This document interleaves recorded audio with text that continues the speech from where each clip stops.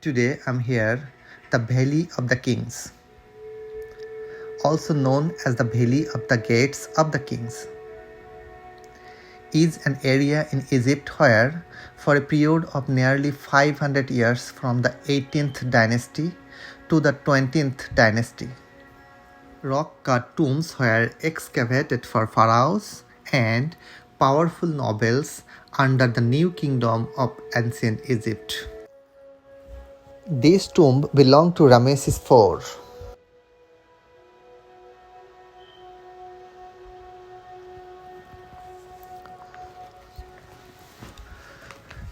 Ramesses IV was the third pharaoh of the 20th dynasty of the New Kingdom of Ancient Egypt.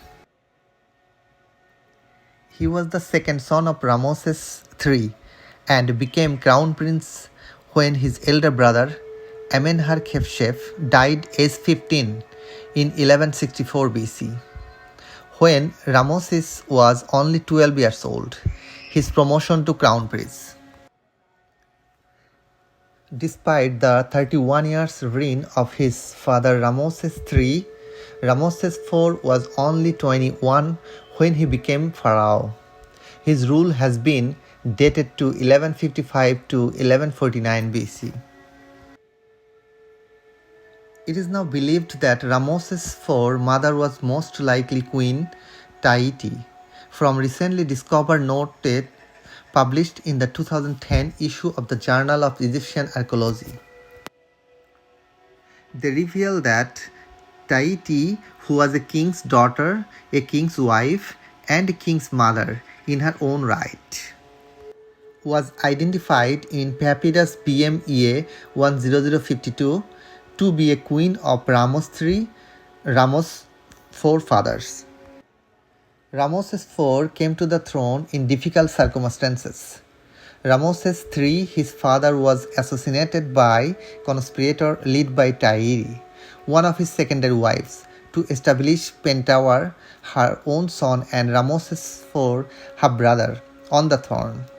Ramesses IV, however, was able to secure himself on the throne and had two conspirators arrested and executed.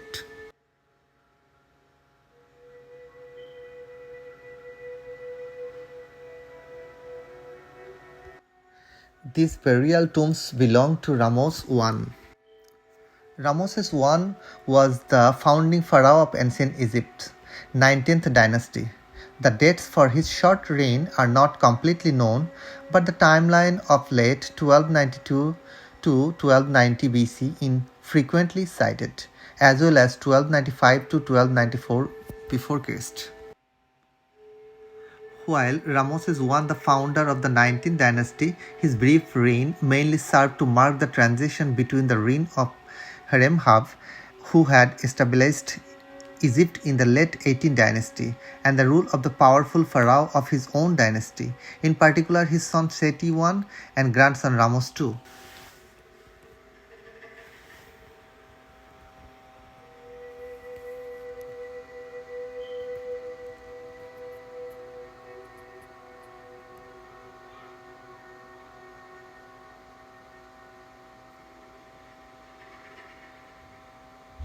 This one, Mat.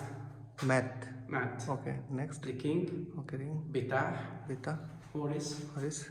King. Okay. Anubis, god of the mummification. Book of the gates. Barca, come east and go west.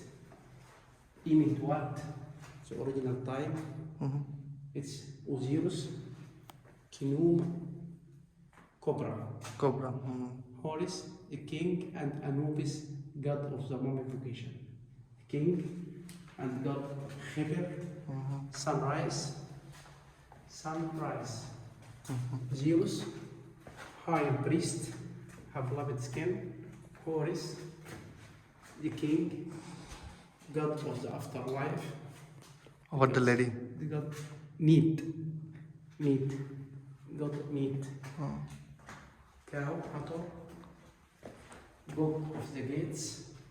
Nefertum, the king, and god Mat, the feather in top, justice god.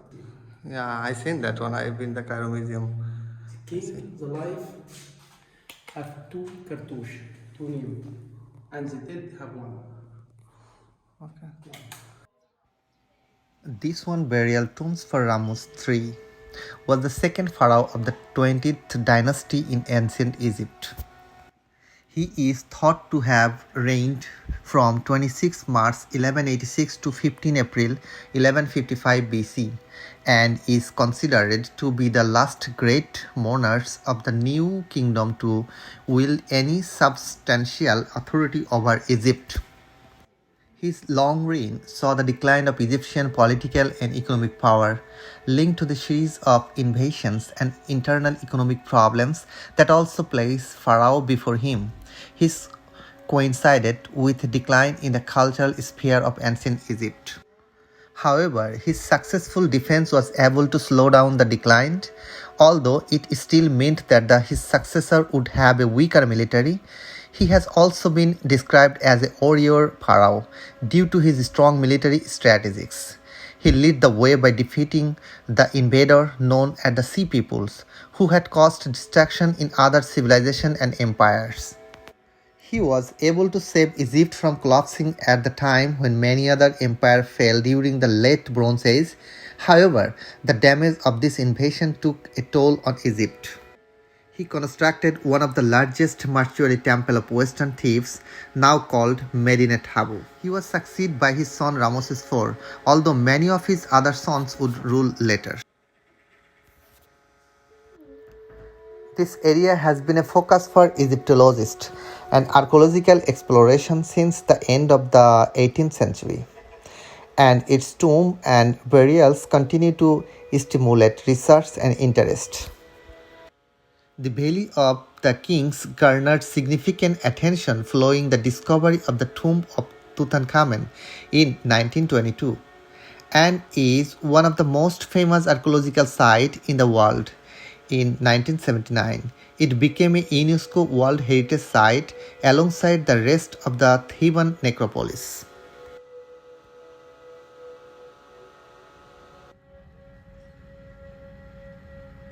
Now I am in Tomb of Tutankhamen. The tomb of Tutankhamen, also known by its tomb number KV62, is the burial place of Tutankhamen.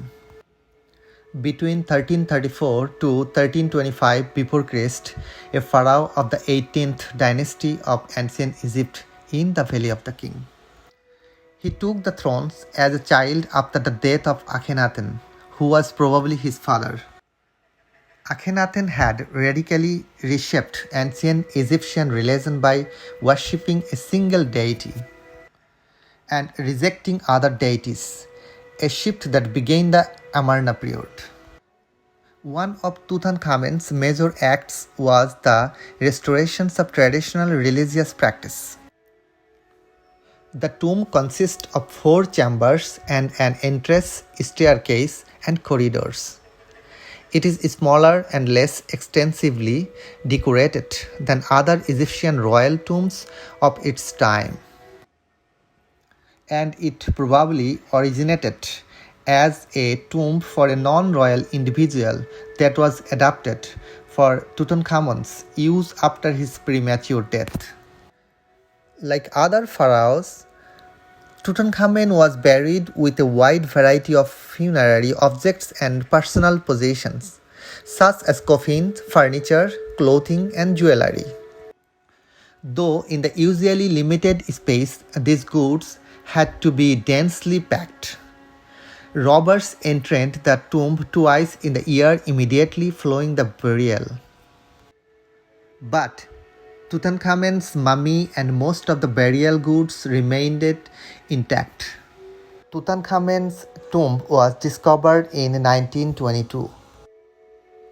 As a result of the quantity and spectacular appearance of the burial goods, the tomb attracted a media frenzy and became the most famous find in the history of Egyptology.